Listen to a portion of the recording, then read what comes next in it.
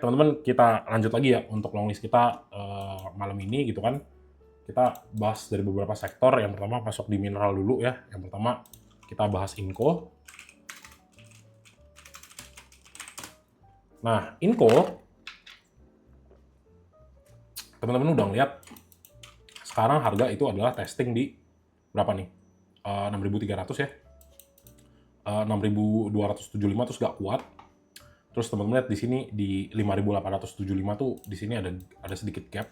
Jadi kalau misalnya harga itu berputar balik gitu ya atau melakukan yang namanya retrace, kalian akan lihat Inco tuh turun ke 5.875 untuk closing the gap. Sebenarnya sih nggak harus close the gap ya, tapi kalau mau dibilang area ideal ya kurang lebih buat nutup gap. Sama kalau misalnya dilihat kan di sini benar-benar agak jauh dengan MA5 gitu ya. Jadi potensi dia untuk ketarik juga ada. Sama pas ketika area resisten diuji, dianya nggak berhasil naik dan malah cenderungnya turun. Sama teman-teman juga lihat posisi di sini ya, udah mulai masuk area-area overbought. Sebenarnya overbought bukan harus dikhawatirkan gitu ya.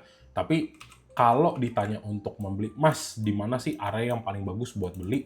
Ya ini kalau udah posisi naik gini sebenarnya jadinya nggak terlalu bagus. So that's why kalau misalnya mau mau mencoba masuk di Inco ya lebih baik tunggu dulu ketika dia terkoreksi gitu ya. Kayak gini kan juga ini koreksi nih. Waktu di bawah 5.900 ya testing 5.900 dia rejected ke bawah and then dia naik lagi. Jadi secara struktur harga teman-teman bisa melihat bahwa pergerakan harga ini itu cakep gitu ya. Jadi dia setelah di sini dia create yang namanya lower low, di sini yang menjadi low, di sini teman-teman lihat higher low, di sini ya kalau misalnya dia ketarik turun sebelum naik ya teman-teman bisa lihat ini adalah another higher low. So basically ini udah berubah arah atau trennya sudah reverse menjadi uptrend kayak gitu. Apalagi pas banget ya di EMA 100 kayak gitu. Oke, kita cek untuk flow-nya daripada si siapa namanya Inco ya. Inco, cek foreign-nya dulu. Nah, so Inco teman-teman ya, net sell gitu ya, tapi nggak terlalu gede.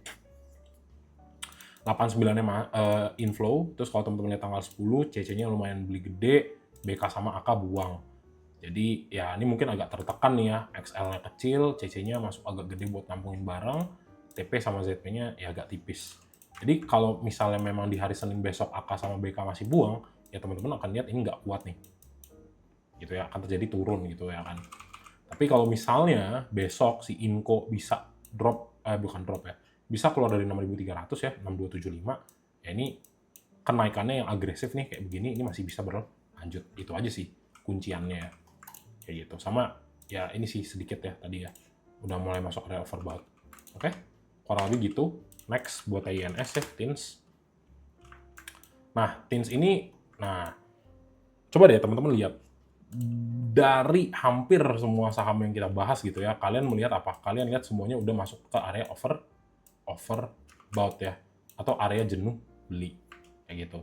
Nah, jadi ya lihat dari atas ke bawah, oh sekitar 26%. Terus teman-teman lihat kondisi structure gitu kan. Ini create higher high, ini juga create higher high. Ya kalau ini nggak berhasil naik, ya maka teman-teman akan lihat uji lagi 3.600 sebelum dia naik lagi. Hopefully kayak gitu ya. Nah, terus kita cek, oh 3.840 agak kesulitan nih buat naik ya. Posisi udah masuk area, hampir masuk area overbought juga. Jadi kalau misalnya dilihat, potensi dia buat naik tuh sebenarnya tetap masih bisa gitu ya. Tetap masih bisa buat naik, tapi nanti kita lihat flow dari foreign-nya kayak gimana, apakah ada inflow atau enggak. Untuk testing di sini ini masih ada potensi, tapi kalau misalnya di sini gagal gitu ya, karena udah mulai ada indikasi mulai nggak kuat untuk naik, ya kalaupun dia turun teman-teman ya, testing area 3.600 atau di bawah lagi bahkan ke 3.590, ini wajar aja untuk dia naik lagi kayak gitu. Jadi ya udah mulai area-area overbought, harus agak sedikit hati-hati sih kayak gitu. Gitu ya buat TINS. TINS ya, coba kita lihat. Nah, ini kan juga foreign-nya buang terus kan dari tanggal 31 sampai tanggal 30 sampai tanggal 10 gitu kan. Tapi ya kalau dilihat overall naik nih gitu kan. Berarti kita ngeliatnya ya smart money lokal nih yang bermain di sini gitu kan. Karena kan asingnya eh, on daily gitu ya. Ini kan pada buang barang semua. Nah, terus kita cek lagi nih teman-teman buat teens. Oh, BK, DR sama YUKZ masuk. Oke. Buangannya BB, YP sama DB. Kita BB, YP, DP sama TP gitu kan. Terus ya paling ini sih ya. 3 ini top 3-nya sama top 3 di sini. Ya. Kalau dari flow sih masih kuat lah ya. Bagus ini BK-nya belinya ngumpulin barang gitu ya. Sama BB sama YP-nya buang barang. Nah, di sini karena kita ngelihatnya bedanya beda tipis gitu ya, nggak ada yang beda jomplang, ya sebenarnya jatuhnya sih wait and see gitu. Jatuhnya wait and see. Kalau kalian mau coba testing ya jangan lupa pasang SL-nya kurang lebih ya 3.600 lah. Kayak gitu. Kalau misalnya kalian yakin ini spekulasi masih bisa naik. Kayak begitu. Jadi sebenarnya posisi-posisi overbought itu kalau misalnya mau teman-teman spekulatif buy, itu teman-teman bisa paksakan gitu ya. Paksa aja udah masuk di teens. Tapi jangan lupa pasang stop loss-nya kayak gitu. Kurang lebih ya di sini ya 3.660. Ya kurang lebih kalau misalnya kalian pasang SL ya kurang lebih 2-3% lah. Kayak gitu. Itu ya buat teens. Terus lanjut lagi NCKL. Nah, jadi kalau misalnya dibilang Mas dari teens saya ini. Kalau misalnya daripada Inco, teens sampai NCKL, ya paling enak teman-teman lihat belinya di NCKL. Kenapa? Karena NCKL secara pergerakan harga ini belum naik gitu ya, belum ada kenaikan yang signifikan kayak gitu. Sama ditambah juga kalau based on momentum yang terbentuk gitu kan, apakah momentumnya udah naik? Ya ini sebenarnya belum kayak gitu. Itu ya. Oh iya, SSMS ya.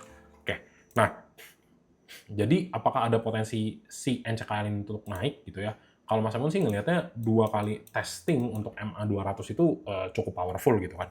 Berarti tandanya ya kita udah tahu, oh supportnya ternyata nggak di 10.055 nih. 10.055 nih. Ternyata di 1.070 sampai di 1.085 dia udah naik lagi kan. Kayak gitu. Nah sekarang kita lihat, oh ternyata waktu testing 1.200 dan MA cepatnya dia turun nih. Nah, ini harus diperhatikan berikutnya adalah kalau misalnya drop ini ya di bawah MA5, ini ada potensi untuk testing lagi ya, balik lagi previous low-nya gitu kan di 1085. Nih ya, kesini nih. Nah, tapi kalau misalnya memang kuat dan nembus ke 1200, nah ini sebenarnya bagus nih buat continuation dia naik ke atas. Kalau aku sih ngelihatnya buat NCKL areanya sebenarnya udah lumayan bagus buat teman-teman masuk gitu ya. Tapi kembali perhatikan lagi, kalau misalnya mau coba ya nyentuh nih ya, kalau misalnya diperpanjang gitu kan. Kalau bisa ya nyentuh trendline yang di sini kurang lebih 1100-an. Ini area yang bagus, tapi jangan lupa kalau misalnya turunnya agak jauh, jangan lupa di CL gitu ya. Nah, untuk memperkuat kita punya analisa gitu ya, makanya kita cek flow-nya. Kalau foreign yang lumayan gede di NCKL ini bagus banget. Nah, ini kan NCKL baru masuk nih, good news-nya gitu ya. Oh, NCKL baru masuk nih, 4M ya, net buy. Terus kita cek aja kemarinnya gimana. Oh, CC sama AG, oke nih, masuknya nih. Buang barangnya ZP, YU, sama YP. Berarti CC-nya kuat, ada AG sama ada AK juga. Nah, kalau ngelihat dari sini sih sebenarnya ya oke sih, teman-teman ya. Lumayan oke lah untuk NCKL ya. Ini ya, lumayan oke lah. Ya, jaga-jaga dikit ya, kalau misalnya mau ke 1100. Tapi ya overall oke lah. Karena kalian lihat juga kan, ya sekitar 34% gitu kan. Terus kalau kalian lihat gerakan daripada MA100 sama MA200-nya tuh mengerucut gitu ya. Ya, tandanya sebenarnya momentumnya ada lah di sini. Kayak gitu. Itu ya. Jadi untuk next target ini sebenarnya ke 1200, tapi harus bisa ditembus begini supaya momentumnya benar-benar dapat. Tapi kalaupun memang masih testing ke 1100 ya, memang di sini masih fase konsolidasi. Itu ya. Nah, next-nya teman-teman ya, MBMA. Nah, MBMA ini kan sebenarnya masih jalan lah ya. Masih jalan, dan teman-teman lihat ini pergerakan harganya rapih banget gitu kan. Nah, inilah yang Mas Emon bilang sebenarnya masuk dalam kategori area-area konsolidasi gitu ya. Nah, teman-teman lihat dia itu sebenarnya bergerak cuma di sini-sini aja nih. Nah, ini kan pas keluar ini harusnya masih bisa continue nih buat naik nih. Kayak gitu. Karena kalau teman-teman misalnya gini ya, kalau misal bring to front enggak, kalau misalnya teman-teman jadikan ini sebagai satu area support gitu kan, area resisten di 745, nah ini sebenarnya cakep banget nih. Memang lagi berpotensi untuk lanjut lagi ke atas karena pas banget di sini higher low-nya kebentuk, di sini ada low-nya, ini testing area previous low. Jadi ini ada potensi untuk continuation naik. Tapi balik lagi ya kita ceknya pakai flow gitu kan. Nah, MBMA kita cek foreign-nya gede nggak kemarin. Nah, MBMA ternyata masih buang nih. Nah, sebenarnya kalau misalnya memang semuanya buang, yang perlu kita lihat adalah ada nggak sih smart money lokal yang masuk di sini. Gitu ya. Kalau misalnya smart money lokal yang masuknya gede, maka teman-teman enak nih ngeliat, oh iya nih ada potensi buat naik. Kayak gitu. Nah, di case-nya MBMA, di sini teman-teman ngeliat lebih besar ya CC ini. CC makanin barangnya gede banget ya. Barangnya AK kurang lebihnya gitu ya. Buangan paling besar, oh iya dari AK sama BB gitu kan. Tapi AK yang paling jelas lah kelihatan kan dominan sekali gitu kan. 231.000 lot ya buangannya. Dimakan semua nih sama CC. Oh tandanya, oh ya udah kita tahu berarti memang masih ada yang mau akumin si MBMA gitu ya dari sisi lokal gitu kan. Ya lihat aja XL sama YP kalau misalnya dilihat retailnya apakah gede ya. Ini kan sebenarnya enggak gitu ya.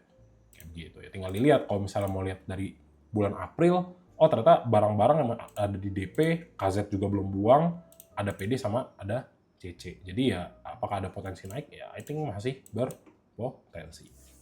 Gitu. Oke, kurang lebih gitu ya buat si MBMA. Next lagi ke ADMR. Oh bentar, satu lagi. Jadi ADMR yang teman-teman perhatikan adalah karena ini candle-nya kemarin drop ke bawah gitu ya. Dilihat juga kalau misalnya katalisnya memang masih kurang bagus besok gitu kan. Ini hati-hati, bukan hati-hati sih, lebih kayak memang ada potensi buat testing dulu ke bawah gitu ya. Berhubung ini, nah berhubung di sini teman-teman lihat ini gap nih. Ya, ini dari atas ini ditembak naik ke atas ini gap gitu ya. Jadi yang pertama yang akan jadi area support quote itu di 715 balik lagi, atau dia ditarik drop ke 700 sebelum ditarik naik lagi, teman-teman bisa beli di bawah.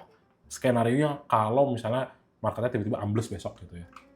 Ya kalian bisa manfaatkan si MBMA itu untuk area belinya di 700 atau 705. Tapi kalau misalnya dia berhasil kuat bertahan di 750, nah ini berpotensi lah lanjut naik lagi. Kayak gitu teman-teman ya. Oke, next kita masuk ADMR. Nah, untuk ADMR, untuk ADMR teman-teman, ini juga aku bilang adalah area yang menarik gitu ya.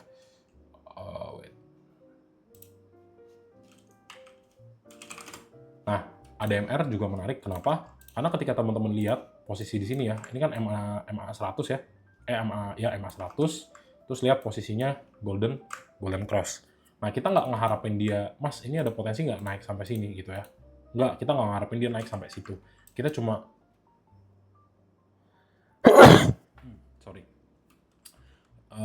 kita cuma ngarepin yang namanya si ADMR ini ada potensi untuk technical rebound gitu kan.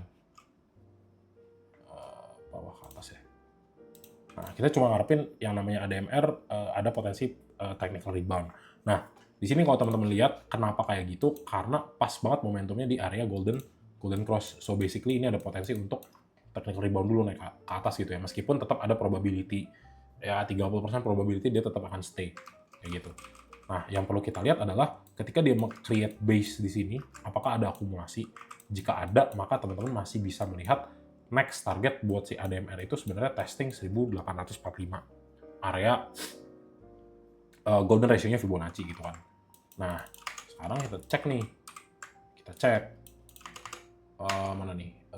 Ini. Nah, untuk si ADMR gitu kan, kita cek flow-nya dulu. Nah ADMR cakep nih, gitu kan. Ada potensi untuk create lower low gak sih Bang? Ada, tetap ya. Thank you yang udah tanya ini ya, ini pertanyaan bagus. Nih, mana nih? Nah, aku pin ya, thank you ya nanyanya. Nah, jadi kok secara structure, teman-teman, apakah yang namanya ADMR ada potensi untuk create yang namanya lower low? Ya, secara technical bisa. Nih, dia anggap naik segini udah selesai, ya ini teman-teman bisa ngelihat yang namanya untuk lanjut create yang namanya lower low gitu kan. Tapi di sisi lain kalau misalnya teman-teman belum lihat area, ibaratnya ya simpelnya, ini area ini aja belum jebol nih. Nih, area ini belum jebol gitu ya.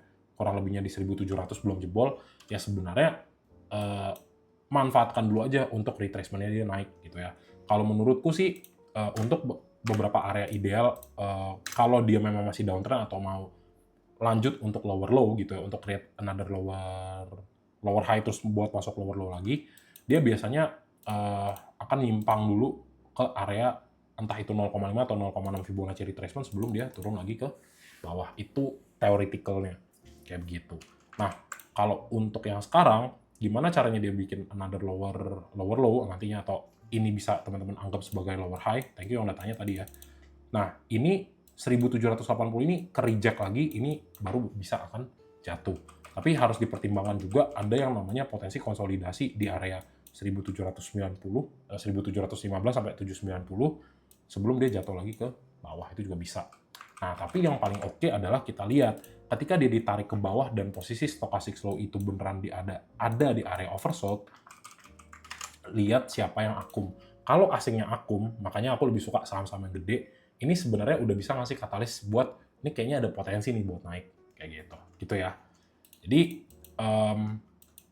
buat targetnya si ADMR ya balik lagi testing 1845. Sekarang kita lihat dari flow-nya gitu kan. Nah, kalau misalnya kita lihat tanggal 10 kemarin kan kelihatannya bagus banget gitu ya. Nah, ini ZP sama AT gitu kan. Ini retail kecil. Terus teman-teman lihat YU, CC, NI sama KI buang.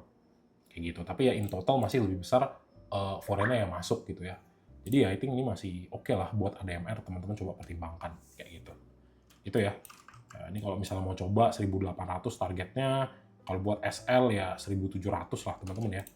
Anggap 1700 sekitar ya 1715 ya, sekitar 3-4% area invalidasi kalian. Kurang lebih seperti itu. Oke? Next lagi teman-teman. Aku bahas aman ya. Aman. Aman. Nah, buat si aman, ini juga gini. Aman tuh sebenarnya salah satu yang gimana ya, sahamnya tuh gampang banget junam gitu kan. Tapi kalau ngomongin technical gitu ya, posisi di sini sebenarnya ya kalau dibilang formation ya it's a double bottom formation gitu kan. Jadi untuk melihat posisi di sini sebenarnya ada potensi teman-teman ya buat lanjut naik lagi. Tapi ya balik lagi, yang harus diperhatikan itu adalah ini area 5375. Kalau 5375-nya drop, ya lebih baik ditunggu dulu kayak gitu. Soalnya ini baru kelar testing ini sih, baru aja kelar testing untuk dia punya area support gitu kan. Jadi ya kalau dibilang apakah masih bisa lanjut selama nggak drop dari 5375, harusnya masih bisa lanjut gitu ya. Cek aja atau nggak flow-nya nih, biar kita tahu diakum nggak. Oh ternyata kagak diakum nih. Ya udah kita lihat smart money lokal atau big money lokal ada yang masuk nggak. Oh ternyata AK, OD, sama XC. Nah kalau misalnya ngeliat AK-nya masuk gede, buangan barangnya siapa? Oh BK. Tandanya apa? Emang asingnya lagi jualan. Nah lihat AK-nya nampungin, AK sama OD nampungin, buang barangnya BK sama CC. Nah karena nggak bisa ngambil kesimpulan, cek dari 1 April PD-nya masih ada barang nih di aman.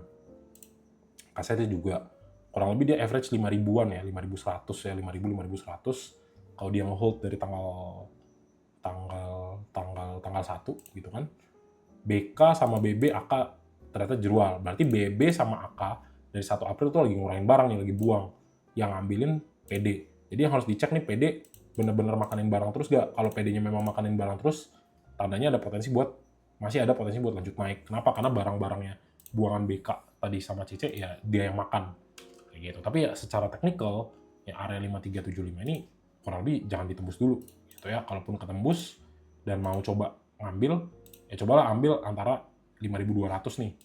5.200 dia ada potensi mantul, pas kena MA5 juga, ya untuk continuation itu masih bisa. Kayak gitu. Tapi lewat dari dropnya 5.000, ya ini ada potensi untuk bawa lagi ke 4.700. Kurang lebih gitu. Tapi harusnya sih kayaknya masih bisa naik gitu ya. Ya tergantung market Asia besok juga sih teman-teman ya. Kayak gitu. Next, Harum ya. Adro, ROPS pengaruhnya apa? TP H-1 atau hold setelah ROPS? Ya ROPS tergantung apa yang dibahas lah. Dividen kah, apakah? Kayak gitu. Biasa kalau mau bagi dividen naik ya. Makanya tergantung kalau misalnya dia aduh jauh lagi. Kalau misalnya dia mau RUPS-nya mau bagi dividen, ya harusnya nggak di TP ya, justru akan naik harusnya. Tapi kalau misalnya ngelihat kayak yang keluar RUPS yang buruk-buruk ya baru kayak gitu. Aku sih ngelihat biasanya yang dividen trap ya, itu yang agak-agak harus dihindari kayak gitu. Kecuali emang kalian dividend investing, it's different story gitu ya. Nah, berikutnya teman-teman, Harum ya. Nah, ini Harum kalau Mas mau lihat, ya lihat area supportnya sama di 970 di testing terus. Testing itu terjadi sejak 2025 November, belum berhasil lewat. Kalau sejujurnya sih Mas Emon ngelihat bener-bener area paling bagus beli itu ya di 890 gitu kan. Tapi apa daya 890 kalau 970-nya tidak pernah di breakdown kayak gitu ya. Nah, di posisi sekarang teman-teman ya, kalau kita ngeliat dari sebelum-sebelumnya di mana yang namanya Harum itu selalu menjaga area 970 itu sebagai dia punya support kuat gitu kan di sini. Nah, sebenarnya kita masih bisa nih ngelihat gitu ya. Asumsinya balik lagi 970 adalah area support kuat. Jadi kalau misalnya closingnya di bawah gitu ya dan sekali lagi turun, maka ini confirmation yang namanya Harum tetap lanjut downtrend gitu. Tapi kalau misalnya teman-teman mau memanfaatkan ini, apakah ini bisa? Ya ini tentu bisa gitu ya. Nah, ngelihatnya dari mana? Previous support yang selalu dijaga di 970 ya secara pola yang terbentuk. And then teman-teman lihat posisi di sini juga golden cross. So basically ya Harum berpotensi lah untuk kalian bisa manfaatkan gitu ya. Selagi memang ya dari atas ke bawah lumayan nih turunnya udah sekitar 23% kan. Dan pas banget nih dekat crossing MA 5 kayak gitu ya.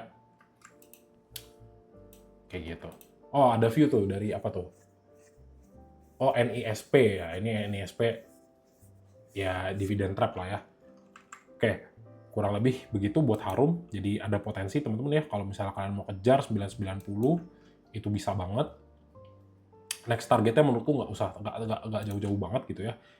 Ke ya kurang lebih 3% ya 1120 ini juga bisa kalian coba buat ngambil TP di sini ya 1020. Nah, sekarang untuk memperlegit kita punya analisa gitu ya, kita cek dari flow-nya cakep nggak nih gitu kan. Nah, itu menarik tuh. Harum. Nah, Harum kan buang semua nih, gitu kan. Oh mas, asingnya buang semua nih. Kita belum lihat ada akumulasi. Nah, sekarang kita cek. XL XC-nya. Nah, kalau top buy-nya XL, ya jaga-jaga lah gitu ya. XL-nya segitu, lihat AK sama CP buang barang, ya sejujurnya kurang. Cek dari April, karena kita nggak bisa ngambil kesimpulan, ternyata dari 1 April, XL sama YP itu dominan di Harum gitu ya, untuk dari top 2 yang akum. Nah, BK-nya buang. AK-nya buang. Nah, sekarang kita lihat kalau dari tanggal 1, berapa sih kerugiannya retail? Nah, berarti kurang lebih floating loss masih sekitar 2-3% ya di sini ya. Kalau misalnya kita lihat basisnya tanggal 1 April ya, kalau dari pucuk gitu ya, masih 5-6%. Ya tetap bisa sih dimanfaatkan gitu ya, karena di sininya bagus gitu kan. Selama pastinya ya 970 turun dikit, nah stop loss mau nggak mau. Tapi kalau dari momentum ini cakep ya teman-teman ya. Karena kan bisa aja sebenarnya waktu teman-teman ngeliat wah ini apanya buang, XLYP-nya masih ada nih. Ya, ini juga tetap aja bisa ketika dibawa another consolidation gitu ya agak lama retailnya pada buang barang, habis itu harganya dibawa naik lagi. Atau ada juga bisa skenario kalau teman-teman lihat harganya naik, harga naik nih hijau, tapi teman-teman lihat sell-nya dari XL sama YP. Nah, habis XL YP-nya ini keluar semua, harganya ditarik lagi naik. Kayak gitu. Gitu ya. Tapi tentu pantau lah besok seperti apa market di pagi ya. Kalau misalnya Jun 6 970 ya different story jadinya. Kayak gitu. Oke? So itu buat harum teman-teman. Aku punya di 975. Iya kah? Aman lah kalau di 975, cakep. Dapat bottom ya di sini. Ya, asal nggak jatuh di 970 aja. Kayak gitu. Sebenarnya ini dikasih momentum bagus ya buat harumnya. Aku ngeliatnya sih gitu. Oke, next NICL ya. NICL, oh ini salah nih. Nah, NICL case-nya mirip-mirip. Sebenarnya gini, ini NICL tuh di 2025 kan sejujurnya naiknya tinggi banget ya, 490% gitu kan. Ya, takutnya sebenarnya saya takutnya turun lagi gitu teman-teman ya.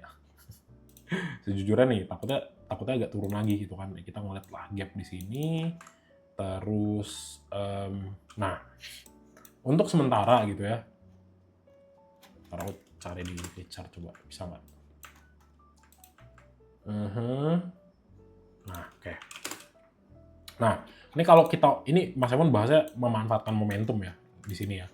Nah, teman-teman lihat deh, ada terbentuk area support baru gitu ya, di mana support ini nggak berhasil ditembus 2 kali, itu kan, di 805, ya, 805-nya itu di sini dan di sini, lihat deh, tembus, naik, nih, naik. Dan sekarang, teman-teman lihat, posisinya dia sedang konsolidasi gitu ya, atau sideways lah. Nah, terus lihat lagi, waktu dia sideways di sini, teman-teman lihat posisi di sini. Nah, ini kan posisinya apa ini? Posisinya sedang mau naik gitu ya, sedang mau naik. Jadi nanti kita tinggal lihat di fase ini apakah ada akumulasi atau enggak. Kalau ada akumulasi, tetap ini teman-teman bisa jadikan NICL sebagai area beli. Dengan catatan, balik lagi ya, pantau 805, 805-nya dijebol, mau nggak mau kalian harus buang. Kayak gitu. Nah, buat target sih sebenarnya NICL perlu keluar dari 915 ya, untuk dia bisa lanjut lagi naik ke atas. Tapi kalaupun short term target ke 915 sih, ya masih berpotensi lah untuk teman-teman coba trade-kan gitu ya. Tapi balik lagi besok lihat gimana keadaan market ya. Kurang lebih kayak gitu. Kalau misalnya ditariknya bagus gitu ya, buat NICL ya ini buat ngisi ke 995 masih bisa nih. Kayak gitu. Nah, sekarang kita lihat flow-nya bagus gak? Kalau flow-nya nggak bagus ya mau nggak mau sebenarnya wait and see dulu. NICL ya. NICL yang masuk aneh-aneh nggak? Nah, NICL akum kan kemarin. Oke, tanggal 9 ada buangan, tanggal 8-nya juga B aja. Cek NICL-nya itu AI sama BK, terus PD, CF, FZ, buang, AG, ZP. Nah, ini kan mirip-mirip, lihat gede nggak? Nggak ya. Ya cenderung sideways, kenapa? Karena teman-teman lihat angkanya mirip-mirip nih, 29.000. Jadi kayak top buyers, misalnya gini, top 5 jual sama top 5 beli itu jumlahnya mirip-mirip gitu kan. Jadi nggak ada satu yang dominan kayak, wah ini nih bener-bener akumulasi si NICL misalnya gitu. Nah, kalau tanggal 10-nya pas, BK, IH, sama PO. Nah, ini nggak tahu siapa ya, PO sama IH. Coba kita kenalan dulu, PO sama IH tuh siapa sih? PO Pilar Mas, IO ya, Integrity Capital lah, nggak kenal ya. Nah, yang aneh-aneh gitu tuh biasanya, yang quote-unquote suka narik harga tinggi gitu ya. Kurang lebihnya gitu. Kurang lebih gitulah buat si NICL gitu ya. Buat yang memanfaatin. Lihat 805-nya support, kalau memanfaatkan trade, ya kurang lebih sampai 915, ya lumayan lah. Kurang lebih 7% gitu ya. Ya cuan-cuan bungkus. Oke, that's it buat NICL. Oke, ternyata udah selesai. Jadi kurang lebih ini ya teman-teman ya buat sektor mineral. So, sebelum eksekusi di hari Senin, dilihat dulu marketnya seperti apa. At least teman-teman udah mulai ada gambaran, oh area-area sini saya bisa beli, oh area-area sini saya coba wait and see dulu. Gitu kurang lebihnya ya. Oke, sip.